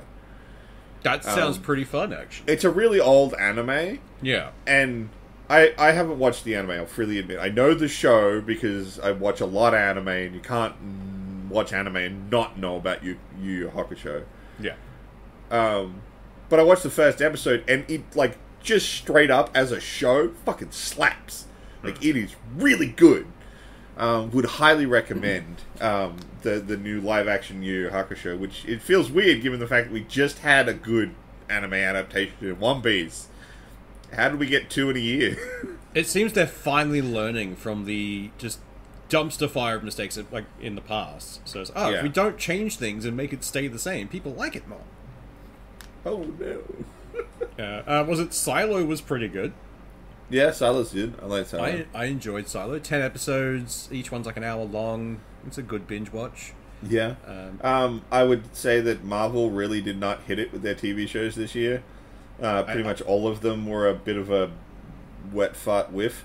I think Loki was the only thing that really pulled them out of the fire there. I think Loki season 2, I think Loki as a show, if you just binge watched 1 and 2, you would come out the other side going, that was really good. Yeah. Definitely. Because 2 really heavily relies on flowing from season 1. Yeah. I think And thankfully they're not connected to anything, so... Loki was the only Marvel thing I actually watched this year. I mean, good call. Yeah. Unfortunately. Nothing else drew my attention. It's like, I quite happily missed that. I mean, Secret Invasion was just such a fucking waste. Never got around to watching it, to be honest. Yeah. Didn't grab me. I mean, Star Wars was doing much better from their offerings. I mean, was Andor this year or last year? Andor was this year, I think. So was Ahsoka this year? Ahsoka was definitely this year, and I liked Ahsoka. Ahsoka was great. I rather enjoyed Ahsoka. What else was this? The Last of Us. We have to mention that. That is still the greatest game adaptation to a series I have ever seen. I can't think of a better one off the top of my head. No. I did. I was going to say, one of the few good book adaptions to fucking TV shows that I've seen was Reacher. I read a lot of the Jack Reacher books. Season 2 just started. Yeah. I don't watch a lot of TV. I've made time to watch season 2 of that. Holy I love their version of Reacher. And this interpretation of it. And because this interpretation actually matches the description of Reacher, not the fucking the Tom Cruise movies. He's fucking 5'2". He's tiny. He doesn't match the description of Reacher at all. The dude got bigger for season 2. Yeah. I just love this version of him because I swear to God, someone thinks this is what an operator looks like, but really he just comes across as mildly autistic. Yeah. and I'd say that in the most positive way. It's the thing I love about the character, is he's weird kind of the way his brain works. Yeah. He thinks different. They do the thing where he kind of emotionally turns off while he's doing his kill thing. But the fact that it never turns back on when he's talking to other people make him feel really weird and detached. And then he's in season 1 where he just will not let go of the fucking manure thing. Yeah, cool. It turns out to be a cinch pin for the whole season, but he's bitching about it from the first episode. No, that's a lot of manure. He said a lot. That's a lot of. How much manure is that? It's to do with was it cattle feed? That's a lot of cattle feed because he doesn't have that many cattle. That makes sense. But he keeps out of nowhere bringing it up like it's important until it is. But it's even around and gets more and more angry at it. Any emotional contact that he's meant to have with anyone, they have an emotional thing. They cut to him for a response, and he just sort of looks at them and okay, and then just leaves. And then just goes off and shoots some motherfucker.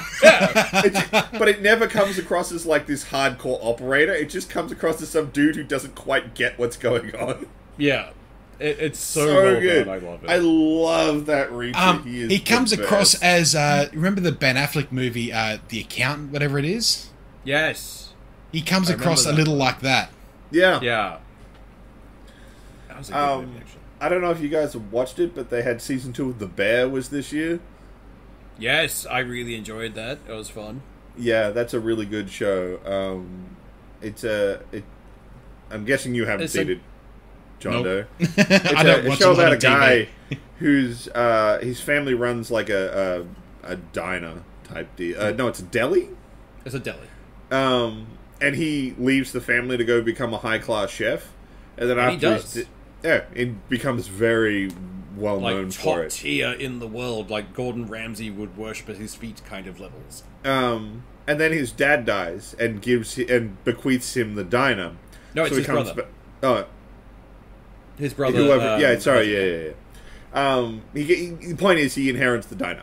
Yeah. And then he comes back to try and help fix it up and keep it going. And it's just a really, really good show. The diner thing is not the most important thing about the show. It's definitely the characters. I think one of the best episodes is where the the cousin goes to an actual fine dining restaurant and learns what it's Yes. like to do real service. He spends like a week or something there, and the first day is just polishing forks. Yeah. It's good. really good. It's a really, really good show. Would highly recommend that. Definitely. We had My Adventures with Superman this year. That was really, really good. Yeah, it's because they focus more on, like, not Superman. Yeah, when you focus on Clark Kent, you get a good show. Yeah, it's almost like the comics were meant to be doing that, because that's what they do. That's sort of why Smallville worked pretty well. Yeah. Yeah. I really enjoyed Smallville when it was on TV. Honestly, I should rewatch it. I know I got a bit crazy, but, you know. I know it's not traditional TV stuff, but I'm just going to throw it out there. Anything done by Dropout? Yeah. Yeah. Like, Absolutely. I've sort of been a little hooked on Dimension 20 lately. Yeah. And watched some of their other stuff, and yeah, love it. Look, put it this way, if you ever meet celebrities, people get starstruck, and I would get that for Brennan, I would. who were like, Yeah. tongue tied, wouldn't be able to talk to them. That is my notice me senpai. Yeah, most definitely, I'm on board with that. Also, I do the dicey clicky clack thing too. Please notice me. I also has the math rocks. Can we be friends? I'm like you. I want the back mouth so that someone can shovel snacks into me while I'm DMing. Yeah, you have to pause to do stuff. There's also, again, not TV or that kind of conventional media, but anything from Hell of a Boss. So that series has been great. Visipop, yes. Visipop is amazing. The storyline that they've woven is fucking magical, and we are getting Has-Been Hotel as of next year. 19th of January. Yeah, We got the announcement of the date. it's gonna be fucking great. So January's looking even better. And let's face it, they basically gave us our generation's theme song at the end of the most recent episode of Hell of a Boss. So many of them are anthems for our generation. But 2 minutes notice is that's our thing. That is most people of our generation's opinion about work. I have gotten people addicted to Hell of a Boss with that song. It's like this, just watch that, and you'll watch the entire thing, and they do. Yeah, it's fantastic. Although we got to talk about some less praisey stuff. Although, sorry, this one's kind of more in the middle round. Tulsa King, that was the new Stallone show. Yeah, I've seen shorts of that, but I've never actually watched an I episode. won't say it's good, but it's definitely very watchable. It was interesting. I'll give it that. I don't think it's getting a season 2. No, I don't think it is. But it was pretty okay. Also in the okay camp, and I understand that they didn't get the amount of time they needed, all the fucking caveats on the top of it, but the Owl House finale. Yeah. They had their last season cancelled. They got to do 1 movie. No, 3 short movies. Yeah. It wasn't enough. It came out really mediocre, not because they weren't trying. They were trying really hard. But they it had just so didn't much work. lore they had to try and condense down into that short time frame. I felt so bad for them. I'm happy they got to round out the plot, but yeah, it's not the best way to end that show. But I'm happy they got to end it at all. Same in that middle ground, Twisted Metal. It wasn't bad, but it also wasn't anything to really write home about. It kept my attention because, explosions and weird stuff, and Will Arnett playing the clown, because, why not? I'd say the same thing about Wednesday. I enjoyed Wednesday. That was pretty good, yeah. It wasn't It was bad, nice middling. but I think the problem was that they went too hard on her ability to see the future, and was Yeah, fair. oh, we don't have to come up with actual answers. We can just, plot dump it through her visions. Yeah. They It got was sex good, but the minute it was over, it was like, okay, that's done. Next. Yeah. Well, once it was... It was flash in the pan. That's about it. And I think I've got to talk about, the biggest stinker of the year that I watched, which was Velma. Yeah. I didn't even Velma was- watch that. Yeah. No, that was a smart move, because I'm pretty sure we got dumber for trying to force ourselves to watch it. Because, I don't want to hate on something if I've not seen it, in most cases. It's the same reason I tried to read the Twilight books. I tried to see it from their point of view, and I could not do it. No. But with Velma, it's the same thing. There's no redeeming qualities apart from one or two It jokes just comes that across kind as of someone land. who actively hates the source material and anyone who ever liked it. Yeah, Yeah. Yeah. absolutely. So it's just someone who wants to ruin a thing that you enjoy. Yeah, I'd absolutely agree with that. It was not good. Every chance it took to just be crap. Also in that camp, and I hate to say this, like I really, really hate saying this, Futurama. Yeah, the most recent series, it looked like they were going to try and pull it out of a tailspin, but then they went the wrong direction. See, They tried to.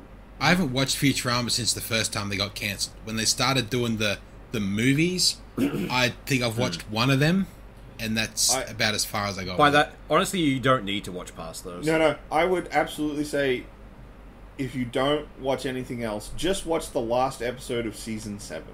Yeah, that one was. Because that is, without a doubt, the best end of a season / end of a show, because at that time we weren't getting any more Futurama that I have seen in a long time. And one of the things that makes me hate season 8 is that it rolls that ending back. Yeah, it just says it never happened. Well, it doesn't, but like it picks that episode does leave itself open for a sequel, but it was a sequel no one really needed or wanted. We had the ending. Yeah. And then you do this, and you use that opening to create a space for yourself, and it just doesn't work. Yeah. I did not like it. Season 8 was a real letdown of a show. It was odd. What else was there this year that didn't quite hit the mark? The books we read. Yeah, fuck. The Last Hacker. That was fun. Sorry, before we get on to books, one other one that actually did quite well this season, the newest season of Rick and Morty. Without Roiland, it seems like that show got better. Yeah, they took away the meme lord who was trying too hard to be a meme lord. Yeah. Again, I've watched the last 2 seasons of that. That's the thing, a lot of people hadn't because it got ridiculous and stupid. Well, like the last season, I remember actually having a conversation with my housemate going, I don't know if I want to watch Rick and Morty anymore. Yeah. And then after this new season, I'm like, I'm back in. Let's watch more Rick and Morty. Yeah. So, books. Let's talk some books. So this year we'll go through. What if we go through our book club books for this year? We'll start with that. Land of the Undying Lord was the first one of the year. I mean, I like that one. I ended up reading the entire series that was out. There's still not a new one out, I don't believe. Yeah. I think there's one coming soon, but I don't think it's out yet. Last time I checked, there wasn't even a coming soon, but I want to know now that I'm saying it.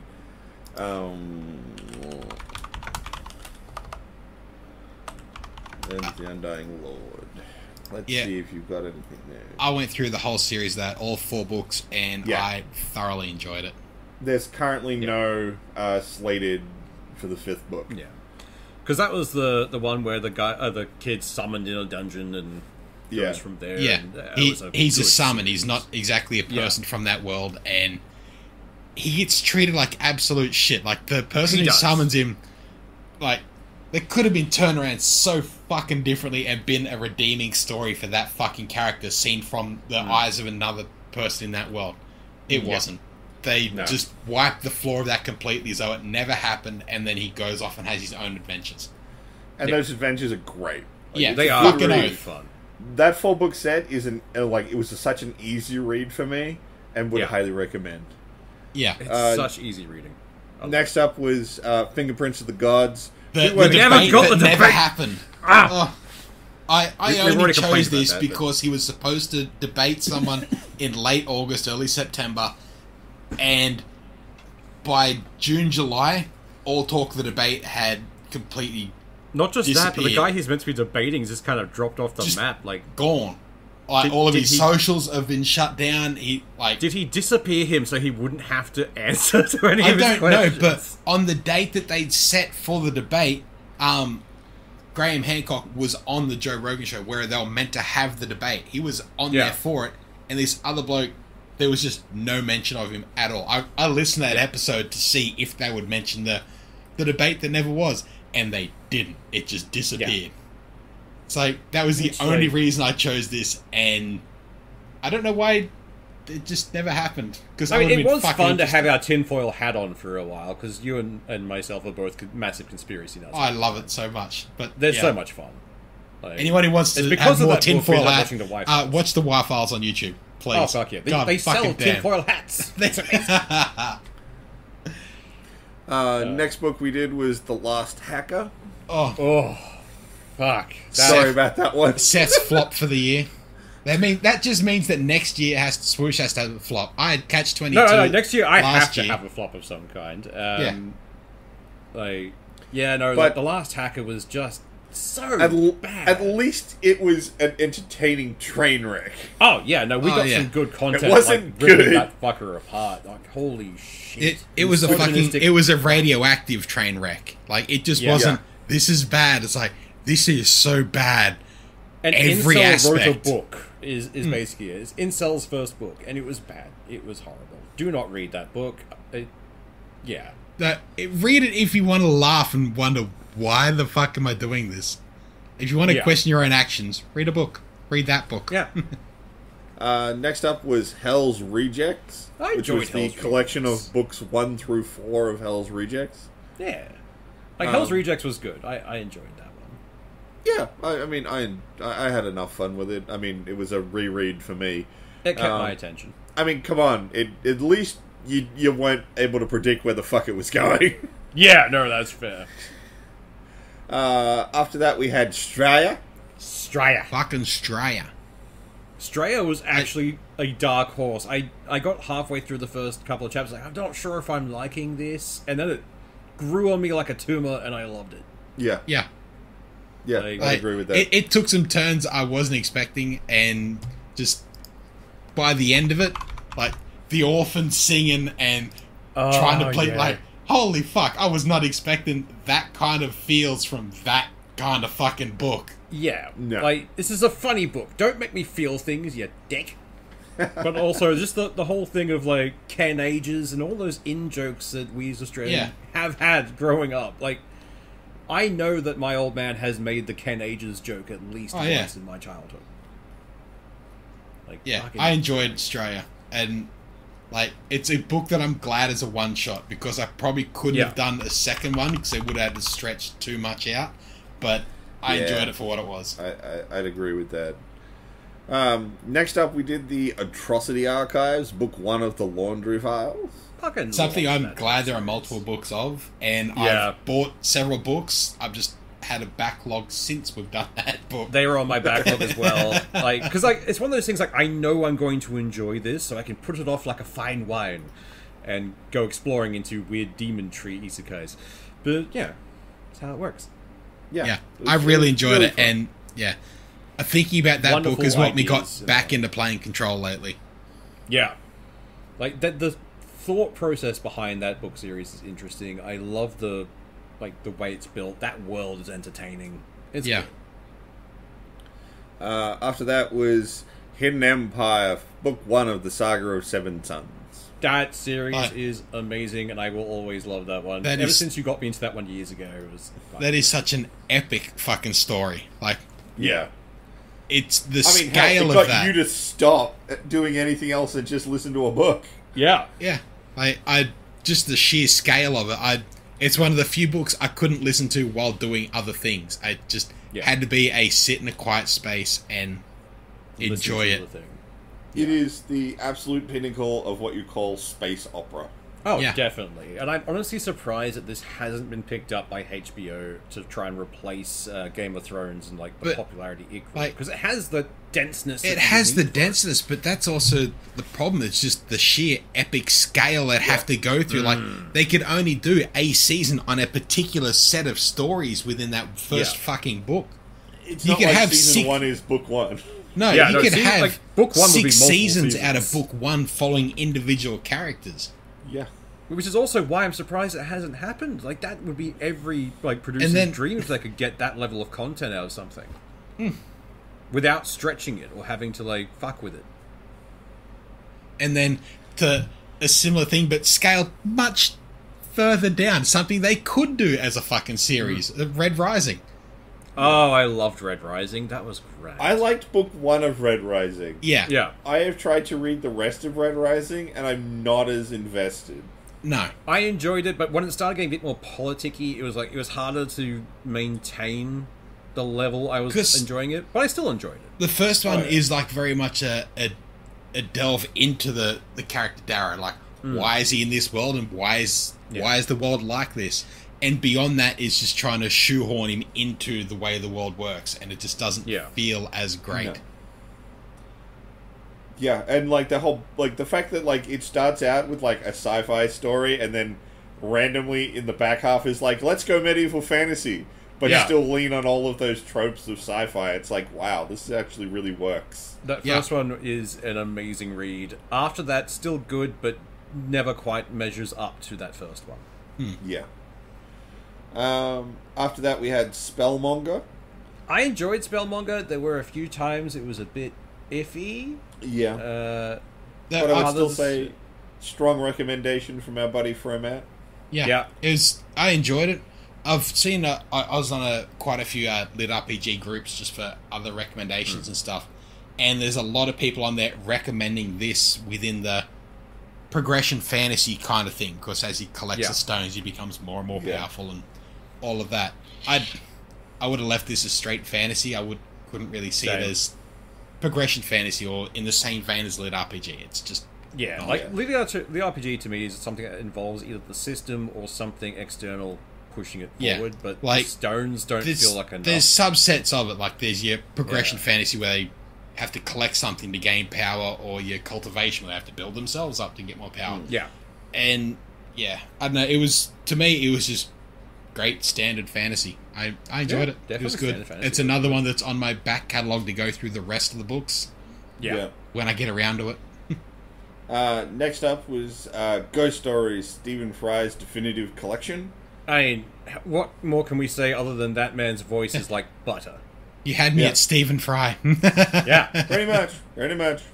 But like just the stories themselves. Like I'd never listened to or read the original Sleepy Hollow story, and just hearing that was like, holy fuck, this is like pretty interesting. Like, and how short those fucking stories are, and just oh, they were great though. Also like a lot of it comes down to Stephen Fry's voice for me, but at the same time, that man could be reading autopsy reports and I'd still be listening to them. This, like, particularly Stephen Fry's reading of these books, these would be a great kids sitting around a campfire on Halloween, toasting marshmallows, and having some of these stories played in the background. Like, they're just creepy enough that it's like, ooh, that's a little fucking, how you going? But they're not overly creepy that the kid wouldn't sleep that fucking night. It'll give you the chills while you're sitting next to the campfire, but the second you're gone, you're good. Not bad. I love it. And after that, I mean, we only like a week ago talked about Murderbot Diaries, and of course we're currently reading Dungeons in the Clouds, although I have finished Dungeons in the Clouds and I thoroughly enjoyed it. I started it today. Is there any other books you've read this year that you'd like to call out? Yeah, there was a couple, I think I mentioned previously, which was Fleabag and Demon Tree. Both of those were pretty fun. I enjoyed Fleabag was really good. I think the only problem we have with that one is that there's some world building they're doing that does not fit. Yeah, because that one's being written on Royal Road. Royal Road. I am good at speak. I have noticed that almost every time you try to say Royal Road, you say Rainbow Road instead. I do, and I don't know, because my brain goes, that's a thing. Just meanwhile, there's a Mario Kart just playing in my head. But yeah, no, Fleabag was entertaining. The idea of a wolf gaining the progression and getting smarter and figuring things out was really entertaining. I quite liked it. Yeah, I like that one. And Demon Tree was a different way of doing stuff, and I really enjoyed how it went. So I've only just started Reborn as a Demon Tree, and I see what you mean about the time scale. It really kind of makes it interesting. They're kind of cutting out all the fat and just jumping to the important points. Yeah, the fact that he can just be like, I'm gonna snooze for a bit and wake back up when things are back to normal. It's odd, but fun. It was good. I think that's all the ones I can really remember off the top of my head, because they stuck in there. How about you, John Doe? I'm well and truly hooked in the lit RPG genre. Yeah. So that's what most of the books I listen to lately have been, or for quite a while now. So, We'll Azarin stop Healer. listening when they stop being good. Yeah, well, I've picked a few duds, but listen to one book of it and then try to hide it in my fucking library. Azarin Healer is good. The third book of that came out in the last 2 weeks, and you're pretty much just a combat healer. In the middle, need to punch a shit out of everything, but can regenerate, so just takes punches until they stop throwing punches. It's fun. There's Iron Prince. There's now 2 books out of that, and it's a school where everyone gets combat suits, and they punch the shit out of each other while they're trying to upgrade their combat suits. It's fucking fun. That sounds That fun. sounds fun. We may have to put that on our list of shit to read next year. Yeah, there's 2 books of that out. Apparently there's a third one coming out later. Again, written on Royal Road. But I really want a next book of that. Yeah. Trying to dig back through my fucking list of shit that I've listened to. Like, holy fuck. The Remnant Legend was of pretty Randomly Ghost Town is weird, but I enjoyed it. It's another one where the main character gets extremely overpowered very quickly by some chance event, and like the system comes and he gets spawned into a dungeon, but you can only be in a dungeon if you're level 10, so he can't escape the dungeon until he's at least level 10, and so he has to try and farm his way up to get out. By the time he does that, there's of course a time distortion, so he's out while everyone else is still level 1 and he's level 10, so he's well beyond the curve for the remainder of it because he's so far ahead of everything. But it is fun. It's an enjoyable book. And of course there were several Stray Cat Strut this year. The fourth one. Stray Cat Strut, there are a few good books of that this year. Oh, definitely. I'm up to date on Stray Cat Strut. That is one of my favorite series. Oh, and the newest book didn't have a random sex scene in it. Yay! It had a few implications and like sided like ho ho ho. Oh, that's fine. But there was no like whole chapter dedicated to gratuitous sex scene. Yeah. The Necrotic Apocalypse ones were pretty fun. That's like an undead lit RPG in current times. It was entertaining. Got a bit weird, but still fun. Yeah. I listened to the whole... Far out. I'm trying to go back through my Audible list. The whole Cradle series is really good. I could just list names off. I listened to Dawn of the Void, and it's a little weird, but there's a lot of Catholic overtones in it. Like, it's demons from the ground and angels in the sky monitoring the system and everything. And I wanted to enjoy it. It's had good reviews. I just couldn't get into it. Actually, there's a one-shot book that was really good called Armor. It was a progression fantasy epic, which was really good. Sentient suit of armor that would eat people that put it on, and just pretending to be an adventurer. It was really good. Actually, if you want a deck building dragon lit RPG, find all the skills. There's 2 books of that out. A third book of that's coming out later, and they have to put me onto that one already. It was good. Yeah, it's enjoyable. I loved that one. That was fucking great, actually. For me... Sorry, you got another one? No, go. Finish up your list. Another weird little deck building lit RPG I found was Jake's Magical Market, and apparently there's another book coming, but it hasn't come out yet, and I want it. It's nice. Yeah. System comes, he wakes up, he has to kill a monster, and a card falls out of it, and then that's how they gain power, by killing things and taking their cards. But where he is, the cards are heavily controlled because characters from other universes have come here, and now they're trying to take all the cards out of this universe, and he has to try and build it up and take cards back, and it's enjoyable. It's a weird little one, but it's enjoyable. I did play... Oh, sorry, not play. I did listen to the Homicidal Aliens Are Invading series, which was pretty okay. The idea for that one is the archive, which is basically the system, gets sent to Earth, but it's sent last minute, so everything's wrong with it. So it doesn't quite work the way it should. And just randomly chooses people. And whatever age they are is their current level. So, like, the main character is, like, I think 22, so she starts at level 22. And eventually she finds another, what they call, like, archive or whatever person they are. She finds a bunch of animals that were accidentally hit with these things. So one's a pangolin, so it's just running around so happy to be, like, sentient. A killer whale gets access to this thing and starts causing massive drama. He's one of the few Australian heroes, which I found funny. And I think there's a polar bear running around who's Russian and terrifying. So, worth reading. They're pretty fun. One other one I listened to was Mort, which is a weird name for it, but it's pretty much a sentient Amazon Prime takes over the universe. And the only way you can do anything is by selling stuff to it and getting Mort bucks, which you then use to buy anything else. And the rarer the item you can sell to it, the more you'll get back for it. And he accidentally sells a group of trees that have orb weaver spiders in it, and so he sells the webs and the spiders and everything, and gets a fuckload of cash back for it. But every time he manages to get cash in, something else comes up that takes all the money away from him. So it's a build up, lose it all, build up, lose it all. And yeah, it's a weird little one. There's like 4 books in the series, and I don't think I'll be getting the second one. It was enjoyable, but not that enjoyable. Fun concept, not enough to read a whole series. Yeah. Nice. I read a series called Deadeye. It's by the guy who wrote the Confessions of a D-List Supervillain. They're just really chill books. There's nothing special. Like, it's pretty generic. Like, dude loses his eye, gets a replacement. Oh shit! Now he can see ghosts. Yeah. I read that one. It was pretty fun. Like, it's just chill. Like, there's nothing. It's not pushing any boundaries. It's not trying to do anything crazy. It's just a fun read. And sometimes you just need to be like, I don't need something with a lot of statistics and plot. Just give me just a fun story where a dude beats up a Confederate era ghost. That was a fun one, actually. I read a lot of the same stuff you guys did. I mean, come on, we had more books from He Who Fights with Monsters. Yeah.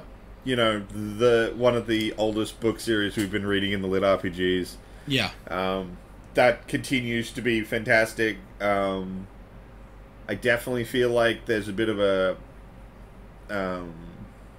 the character's power topping so hard, it's starting to slow down. Yeah. I don't hate that, but it makes gold feel like a bigger thing when he gets to it, I think. A lot of the discussion about what the difference between the tier levels are and how you're supposed to approach them is really good. Yeah.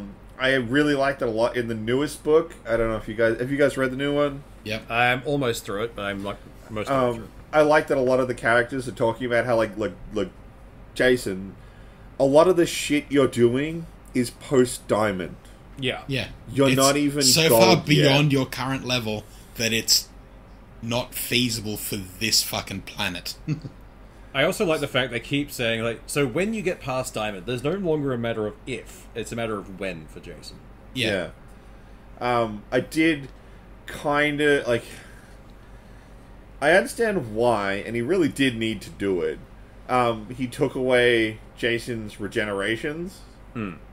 But the way he does it is really like, oh, you're just going to Deus Ex Machina these away so you don't have to worry about him being able to come back. Yeah.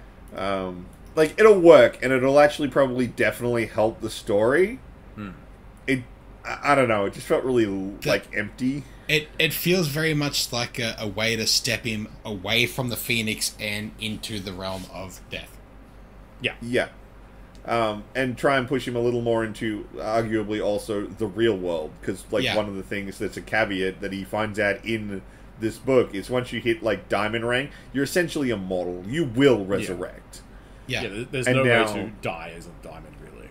And now he will die if he dies. So, I think it was a big step to try and, bring the power level back down. Jason can't quite so willingly throw himself into the bullshit because he's not coming back if he dies. Yeah. But, it is what it is. I've also been getting a little bit back into BattleTech books, so I've started reading the Grey Death Legion saga. But I like BattleTech. I like giant stompy mechs. I can't help it. I mean, what's not to like? They're fucking great.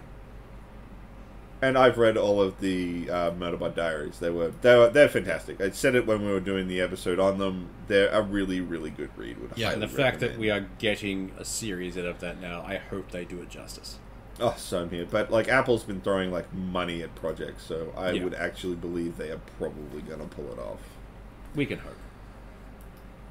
I think that's it. I think we've gone through most of the stuff we either played, watched, or read. Yeah. You guys got anything else you want to throw in at the end of this year that you looked into, experienced, or enjoyed? I've been playing a lot of D&D, but that's about it. One day we'll have to have an actual D&D session or D&D like dedicated episode. Actually, one thing that I want to throw out here. The New Ed Sword and Sorcery book finally showed up. Oh yeah, it's book perfect. 1 and 2. I was just trying to remember the name of that. It's like New Edge. Fuck. So I'm super happy that these showed up. They're good quality, nice hardcover books. All the printing on the inside is fantastic. They're a great read. I love the stories. The artwork is fantastic. Gorgeous. It actually makes me I know that we brought it up to Oliver Making just an art book before they were done. Yeah. But it just makes me want an art book even more. So I hope when we get books issues 3 and 4, he remembers our request for an art book because some of the art in those books is fantastic. Yes, definitely worth getting. Yeah, and recommend more. They actually recently put them up for general sale, so would highly recommend you go check out New Ed Sword and Sorcery and pick up some copies of those. They are well worth your time. I can't think of anything else. I mean, I've got pen and paper RPG books coming. I mean, I got my copies of Curse of the Crimson Throne this year as well for Savage Worlds conversion. True. I played a lot of Magic, but, that's pretty normal. Cardboard crank, always fun. I know, right? I mean, I think that's about it. Like I said, unless you guys have got anything you want to throw in the ring. No, it's been a pretty solid year for a lot of media. Like a good there's been a solid few year for stinkers. nerddom. Definitely, yeah. I'm looking forward to next year because we've got some things coming that are going to be pretty good in January. Like Hell just has been Hotel. I've been holding out for a few years. There's a lot that's going to drop. Like this was going to be we always thought it was going to be a quiet year, like this year that went, but we got some decent stuff out of it. Yeah. Well, if we ain't got nothing else, we're out over an hour and 40 minutes. This is now going to be, I think, our longest episode. It's a Christmas miracle. Merry Christmas. Your gift from us. More of us. It's actually a punishment in disguise. Happy New Year. Now suck it up, sunshine. We will see you guys in the new year. I think our first episode won't be until, I think, the 6th. Yeah. Assuming we can get it all together in the first week of January. We can dream. We could try. On the off chance anyone who's listening to us is going to Woodford this year, you'll find me and Seth there. But, see if you can figure out who we are. Yeah! Other than that, I think, we're done. And y'all can have a good one. Merry Christmas and have a Happy New Year. Bye! Thanks for listening. See ya.